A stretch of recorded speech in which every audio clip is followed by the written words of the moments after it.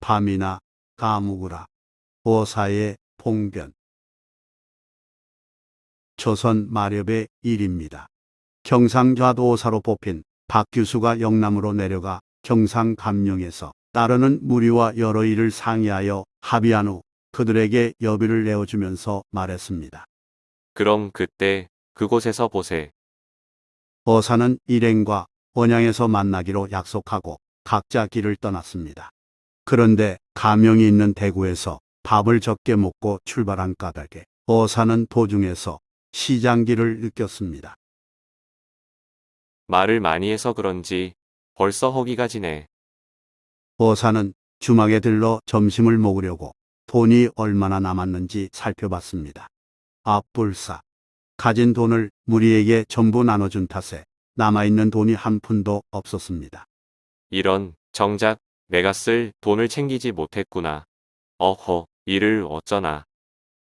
어사는 식사를 포기하고 청도에 가서 노자를 장만하고자 걸음을 재촉했습니다. 당시 대구에서 청도로 가려면 기암 괴석과 바위 봉우리, 울창한 숲이 있는 운문산을 넘어야 했습니다.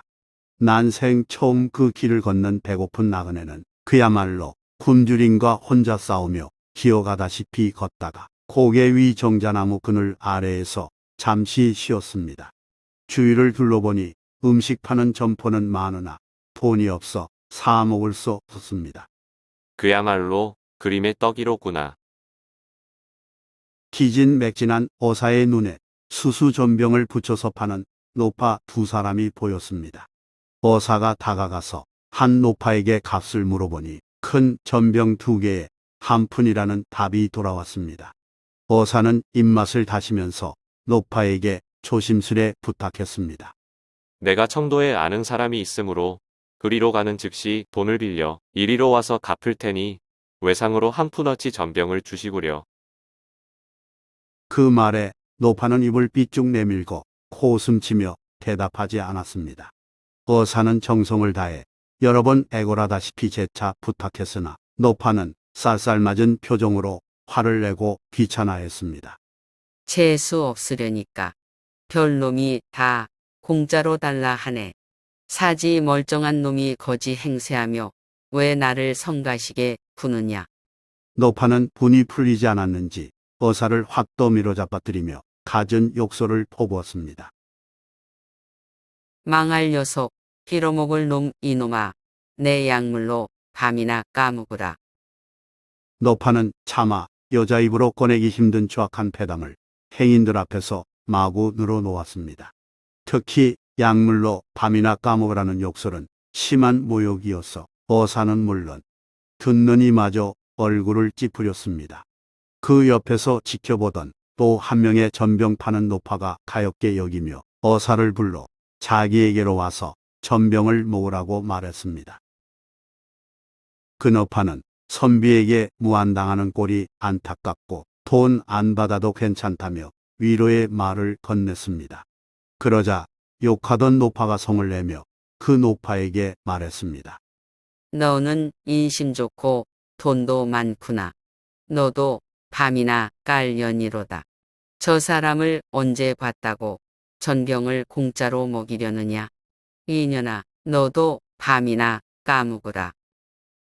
그런 막말에 다른 노파는 우리나라는 본래 인정 넘치는 곳이라고 맞받아쳤습니다.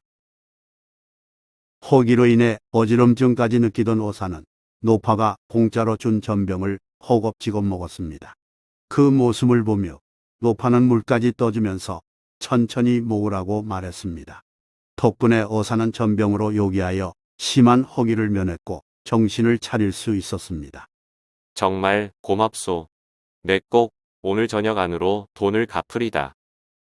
어사가 노파에게 인사하고 길을 떠나 청도에 도착하니 아직 날이 저물지 않았습니다. 어사가 사람을 시켜 군수에게 만나보자고 기별하니 군수가 달려나와 반가이 맞이하며 노문 없이 찾아온 뜻을 물었습니다. 어이하여 노문 없이 급히 오셨는지요? 여기서 노문이란 공무로 지방에 가는 벼슬아치의 도착 예정일을 미리 그곳 관아에 알리던 공문을 이르는 말입니다. 표수라치는 마필의 수가 기록된 마패를 내밀고 각 지방의 역에서 말과 침식을 제공받았습니다. 이에 어사가 군수에게 노문 없이 온 이유를 간략히 설명했습니다. 내가 좀 전에 운문산에서 몹쓸 봉변을 당했소이다. 차마 입에 담지 못할 욕까지 들어서 결코 그냥 지나칠 수 없으니 내 부탁을 들어주오. 말씀만 하시옵소서. 사령을 운문고개로 보내 전병파는 노파 두 사람을 이리로 데려오도록 하오. 그리고 바람에 떨어진 까지 않은 밤 2여 개를 구해주시오. 알겠사옵니다. 그리하겠습니다. 군수는 사령 둘을 시켜 운문고개로 달려가 두 노파를 붙잡아 오게 했습니다. 사령들이 노파 2명을 앞세우고 보고한 시간은 초경, 즉 저녁 7시 조금 넘어서였습니다. 어사가 대청에 자정하고 노파에게 명했습니다. 고개를 들어 나를 보라. 난데없이 붙잡혀 어리벙벙했던 두 노파 모두 놀랐고 특히 욕했던 노파가 크게 놀랐습니다. 소인이 미처 몰라보고 죄를 졌사오니 부디 용서해 주옵소서. 심하게 욕했던 노파는 눈물을 흘리며 살려달라고 애걸했습니다. 어사는 먼저 공짜로 전병을 준 노파에게 돈 100냥을 주면서 말했습니다. 노인은 칭찬할 만한 사람이요. 지금 주는 돈 100냥은 전병 값이 아니라 당신의 고마운 마음씨에 대해 보답으로 주는 상이니 아무 염려하지 말고 받으시오. 어사는 이어 욕했던 노파를 준엄하게 꾸짖으며 말했습니다. 듣거라. 너는 제주 좋은 계집 같더구나. 내 소원이 그러하다면 가시 있는 밤송이로 마음껏 까먹거라. 단 너의 그것으로 약물로 밤을 까먹으라고 사내를 조롱했던 노파는 이제 자신의 운문으로 가시투성이 밤을 까야 하는 처지가 됐습니다. 노파는 당황하여 어쩔 줄 몰라 하며 사색이 되었습니다. 이때 상급받은 노파가 나서서 지각 없는 계집의 죄를 다스리는 것은 마땅한 일이나 자신의 낯을 봐서 과한 처벌은 특별히 용서해달라고 빌었습니다. 노파가 거듭 머리를 조아리며 대신 사죄하자 어사가 웃으며 욕했던 노파에게 말했습니다. 저 사람 때문에 너의 소원을 들어주지 못하겠구나. 그러나 내 입버릇은 참으로 고약하더구나. 내가 못하는 밤송이 까기를 누가 하겠느냐? 어사는 잠시 숨을 고르고 말했습니다. 다음에 또 누구에게든 그런 패담을 했다간 그때는 큰 봉변을 당할 테니 정신 차리거라. 훈계를 마친 어사는 두 노파를 돌려보냈습니다. 상급받은 노파는 정중히 인사하고 돌아섰고 질책당한 노파는 공문이가 보일세라 날래게 내뺐습니다. 이후 본연의 어사 임무를 마치고 한양으로 돌아간 박규수는 복명한 뒤에 영의정 조연영의 집을 찾았습니다. 조연영이 반가이 맞아 서로 이야기하다가 어사 임무 수행 중 고생한 일이 있는지 물었습니다. 듣자니 힘든 일을 겪었다고 하던데. 박 교수는 운문산에서 노파에게 수수전병 얻어먹은 사연을 이야기하면서 쑥스러워했습니다. 소인 평생에 그처럼 창피한 일은 처음이었습니다. 밤송이를 까보라고 줬다고. 하하, 그거 참 걸작이요. 조연영이 너털 웃음을 터뜨릴 때 조연영의 큰조카 조병구가 옆자리에서 들었습니다.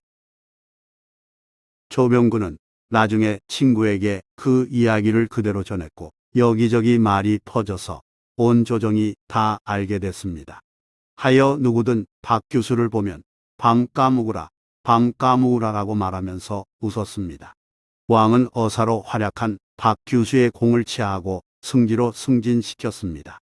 박 교수가 사원 숙배를 마치고 아침 조회에 참석하니 그의 얼굴을 본 조신들은 모두 일제히 크게 웃었습니다. 왕이 들어온 뒤에도 여러 사람 입가에 미소가 가시지 않자 이를 본 왕이 궁금한 표정으로 물었습니다. 경들은 무슨 일로 그렇게 웃음을 감추지 못하요? 이에 여러 신하가 모두 박승지에게 하문하소서라고 답하고 모두 입을 열지 않았습니다. 박 교수는 어쩔 수 없이 어전에 나가옵기어 나직한 목소리로 어사로 돌아다녔을 때 운문산에서 겪은 일을 아뢰었습니다. 노파가 약물로 밤송이를 까먹으라 말했단 말이요. 그리고 경도 똑같이 말했단 말이지. 푸아하하. 상감의 확인 말에 어전은 또 한바탕 웃음이 터졌습니다. 위로는 상감부터 아래로 선정관이며 내시들까지 허리가 끊어질 정도로 웃었습니다. 그리하여 그 뒤부터는 청을 들어줄 수 없는 경우에는 힝 밤이나 까먹으려무나 하는 말이 널리 유행했다고 합니다.